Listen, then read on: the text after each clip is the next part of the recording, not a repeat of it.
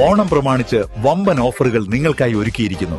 എല്ലാം ഞങ്ങളുടെ സ്വന്തം പണിശാലയിൽ നിർമ്മിക്കുന്നതുകൊണ്ട് നിറഞ്ഞ ഗുണനിലവാരത്തിലും ക്വാളിറ്റിയിലും നൽകാൻ ഞങ്ങൾക്ക് കഴിയുന്നു. ഡിസോക്കോ ഫർണിച്ചർ, വണ്ടൂർ, വെള്ളാമ്പുറം.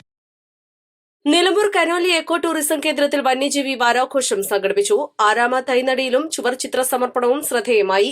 വന്യജീവി വാരാഘോഷ ദിനത്തിൽ 60-ലേറെ വൃക്ഷത്തൈകളാണ് കനോലി എക്കോ ടൂറിസം കേന്ദ്രത്തിൽ നട്ടത്. കൂടാതെ വിനോദസഞ്ചാരികളുടെ മനം കവരുന്ന ചുമർചിത്രവും ഇനി ഇവിടുത്തെ പ്രധാന ആകർഷണമാകും.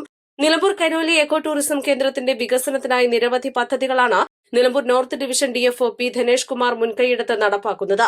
ഇവിടെ ഒഴിഞ്ഞുകിടക്കുന്ന കെട്ടിടങ്ങളുടെ ചുവരുകളിൽ കൂടുതൽ ചുമർചിത്രങ്ങൾ വരും.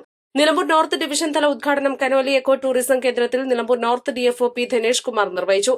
വനം വന്യജീവി വാരാഘോഷം നടത്തുന്നത് ഏറെ സങ്കീർണമായ കാലഘട്ടത്തിലാണെന്ന് പി ധനേഷ് കുമാർ പറഞ്ഞു. വനവും വന്യജീവികളും നിലനിൽക്കേണ്ടത് മാനവരാശിയുടെ നിലനിൽപ്പിന് അനിവാര്യമാണെന്നും പുതുതലമുറയും പരിസ്ഥിതി സ്നേഹികളും ഇക്കാര്യത്തിൽ കാണിക്കുന്ന താൽപര്യത്തെയും അദ്ദേഹം അഭിനന്ദിച്ചു.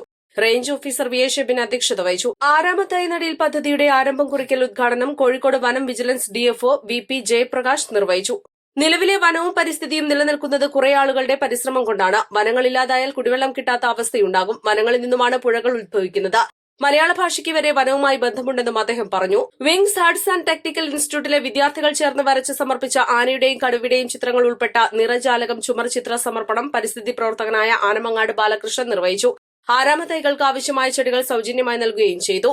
Forest flying squad range forest officer V Bijesh Kumar, Perinthalmanna block panchayat മെമ്പറും 2019 വനമിത്ര പുരസ്കാര ജേതാവുമായ Girija Balakrishnan, section forest officer S Vinod, wings arts and technical institute principal Sonia, Vahiba Yasmin, BFO B Ranjini Krishnan എന്നിവർ സംസാരിച്ചു. കനോലി എക്കോ ടൂറിസം കേന്ദ്രത്തിൽ വിനോദസഞ്ചാരികൾക്കായി കൂടുതൽ സൌകര്യങ്ങൾ ഒരുക്കിവരുന്നു. നിലവിൽ വിനോദസഞ്ചാരികളുടെ എണ്ണത്തിലും വലിയ വർധനവുണ്ടായിട്ടുണ്ട്. East live, Nilambur.